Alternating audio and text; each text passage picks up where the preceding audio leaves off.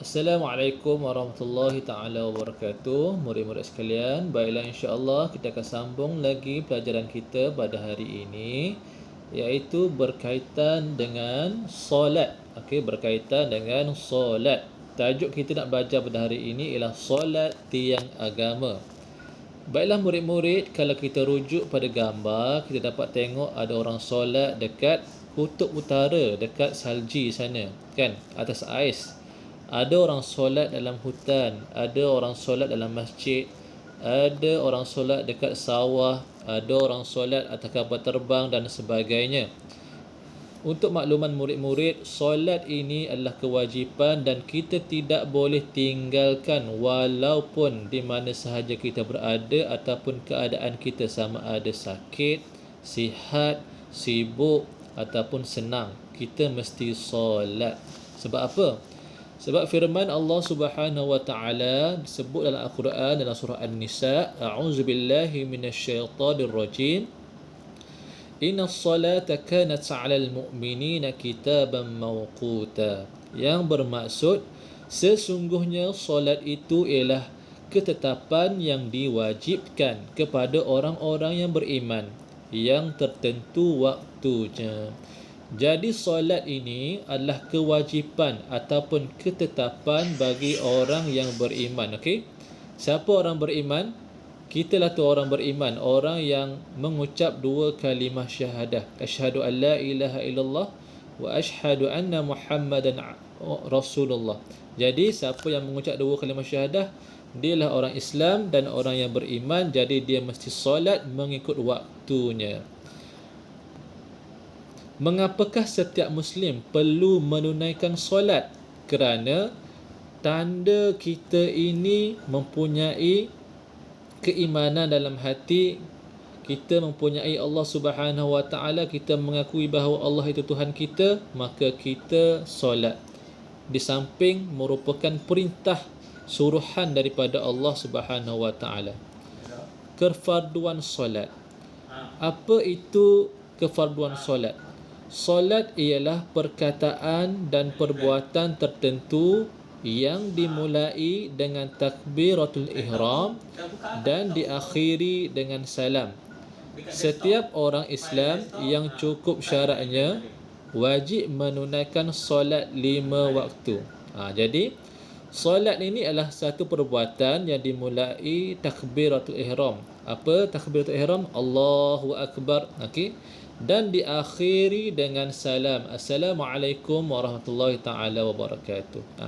Macam kita solat lah biasa kan, dimulai dengan takbiratul ihram dan dimulai dengan takbiratul ihram dan diakhiri dengan salam berserta dengan syarat-syarat dia lah yang mesti kita ikuti. Kita wajib menunaikan setiap hari berapa waktu? 5 waktu sehari semalam. Apakah 5 waktu tersebut? Okey. Pertama adalah solat subuh. Solat subuh berapa rakaat? 2 rakaat. Okey. Dimulai tertib fajar shadiq. Okey, terbit fajar shadiq dan akhirnya terbit matahari, itu waktu subuh. Okey, itu waktu subuh. Solat zuhur pula 4 rakaat. Okey, bilakah waktunya? Gelincir matahari dan terbit sedikit bayang-bayang. Okey. Bayang-bayang sama panjang dengan objeknya. Okey, itu akhirnya, pengakhiran dia lah waktu zuhur. Permulaan dia gelincir matahari dan terbit sedikit bayang-bayang. Kalau kita pacak batang kayu. Solat asar pula 4 rakaat. Apakah permulaan waktu asar? Bayang-bayang lebih panjang daripada objeknya. Okey, jadi bayang-bayang lebih panjang daripada objeknya, itu tanda masuknya waktu asar. Terbenam matahari, itu pengakhiran waktu asar. Dan waktu maghrib solatnya 3 rakaat. Permulaan waktu maghrib terbenam matahari, maka matahari itu terbenam, maksudnya itulah maksud waktu maghrib. Dan berakhirnya hilang cahaya merah di sebelah langit barat. Okey, hilang cahaya merah di langit kan. Waktu maghrib kan ada warna merah dekat langit kan. Bila hilang sahaja merah di langit itu maksudnya berakhirlah waktu maghrib. Dan solat isyak berapa rakaat? 4 rakaat. Jadi permulaan waktu isyak ialah hilang cahaya merah di sebelah langit barat, itu permulaan waktu isyak. Dan berakhirnya waktu isyak adalah terbit fajar shadiq. Jadi kesemua itu waktu-waktu yang wajib kita solat 5 waktu. Okey, subuh, zuhur, asar, maghrib dan isyak. Namun sekarang mudah. Sekarang kita dah ada kalender kita. Okey, waktu-waktu solat subuh pukul berapa, zuhur pukul berapa, asar pukul berapa, maghrib dan isyak pun pukul berapa kita tahu kan. Jadi tak perlulah kita tengok bayang-bayang dan sebagainya. Dan kebiasaannya bila masuk sahaja waktu, pasti Bilal di masjid akan melaungkan azan. Itu menunjukkan masuknya waktu. Jadi kita sebagai seorang Islam, seorang yang beriman, wajib solat 5 waktu sehari semalam, tak boleh kurang, tak boleh lebih ataupun kurang. Kalau lebih, mana ada lebih kan, 5 waktu sahaja. Kalau lebih solat itu maksudnya solat sunat bolehlah. Tak ada solat lain yang wajib, yang fardu melainkan 5 ini sahaja. Yang selebihnya itulah solat sunat. Jadi itu sahaja murid-murid. Jadi murid-murid kalau boleh kena solat lah.